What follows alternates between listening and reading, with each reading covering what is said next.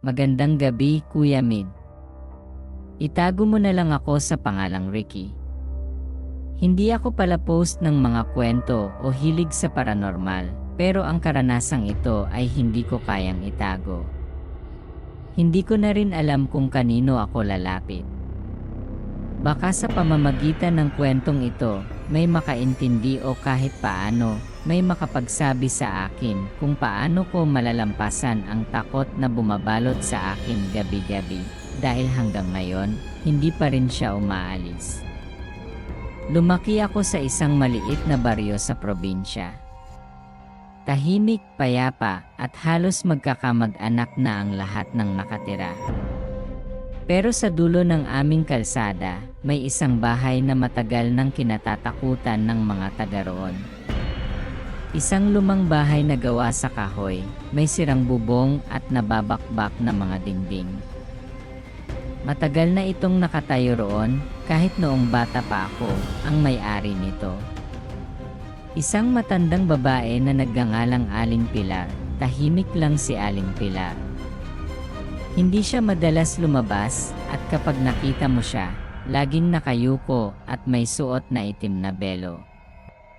Sabi ng matatanda, dati raw siyang manghuhula, pero may nangyari sa pamilya niya kaya bigla siyang huminto. Hindi siya nanakit, pero may mga kwento noon na kapag hindi mo siya binati, siguradong may masamang mangyayari sa'yo, isang gabi. Habang nag-inuman kami ng tropa sa labas ng tindahan, may narinig kaming malalakas na sigawan mula sa dulo ng kalsada, mula sa bahay ni Aling Pilar. Mga walang hiya kayo, sigaw ng matandang boses. Magsisisi kayong lahat, napatayo kaming lahat.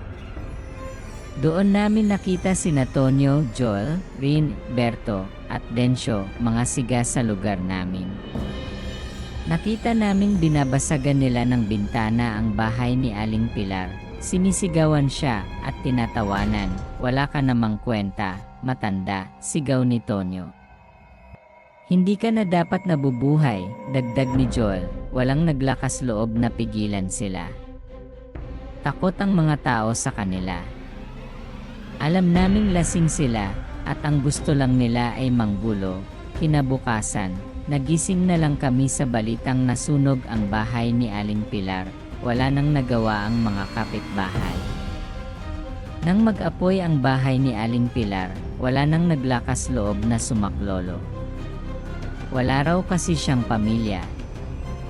Wala ring nagpakita ng interes para iligtas siya. Nasunog siya ng buhay. Para sa marami, isang normal na sunog lang iyon. Pero isang linggo pagkatapos ng sunog, doon na nagsimula ang mga sunod-sunod na kamatayan. Unang natagpuan si Joel, natagpuan siyang nakabulagta sa looban. Nakadilat ang mga mata. Punong-puno ng hiwa ang katawan. Para bang may hayop na dumukot sa lamang loob niya. Pero ang mas kinilabutan kami, sa dingding ng bahay nila, may nakasulat gamit ang dugo niya. Isa na, wala pang isang linggo, si Berto naman ang sumunod, nahulog siya mula sa tulay. Pero sabi ng mga nakakita, bago siya bumagsak, parang may humila sa kanya mula sa ilalim. Si Rin, nalunod sa poso. Pero hindi lang siya nalunod, kinatay siya sa mismong tubig. Si Densyo, natagpo ang nakabitin sa puno. Pero hindi lubid ang ginamit, kundi sariling bituka niya.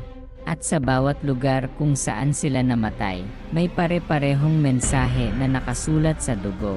2 na, 3 na, 4 na, at ang natitira na lang sa grupo nila. Si Tonyo, nagdesisyon si Tonyo na umalis ng baryo. Ayon sa kanya, nananaginip siya gabi-gabi. Sa panaginip niya, nakatayo si Aling Pilar sa dulo ng kama niya. Nakangiti pero putol-putol ang katawan, sunog ang balat, at nakaputi mula ulo hanggang paa. Tonyo, bulong nito sa panaginip niya. Kasama ka sa listahan ko, sabi niya. Isang gabi, nagising siya at naramdaman niyang may malamig na kamay na humahaplos sa mukha niya. Nang iminulat niya ang kanyang mga mata, Nakita niya ang itim na belo sa tabi ng kama niya. Doon siya nagdesisyong tumakas.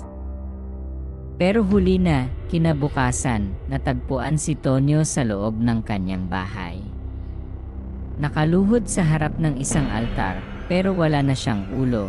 At sa dingding ng kanyang bahay, may nakasulat gamit ang dugo niya. Tapos na, doon lang tumigil ang sunod-sunod na pagkamatay sa baryo. Akala namin, tapos na ang lahat. Makalipas ang ilang buwan, bumalik na sa normal ang lahat. Nakalimutan na ng mga tao ang sunog, ang mga pagkamatay, at ang mga babala, pero ako. Hindi ko makalimutan, dahil isang gabi, habang natutulog ako, may narinig akong pamilyar na tinig sa kwarto ko. Hindi pa, dahan-dahan akong lumingon, at doon, sa sulok ng kwarto, nakita ko siya, si Aling Pilar, nakatayo. Sunog. Nakangiti, at tila naghahanap pa ng bagong biktima.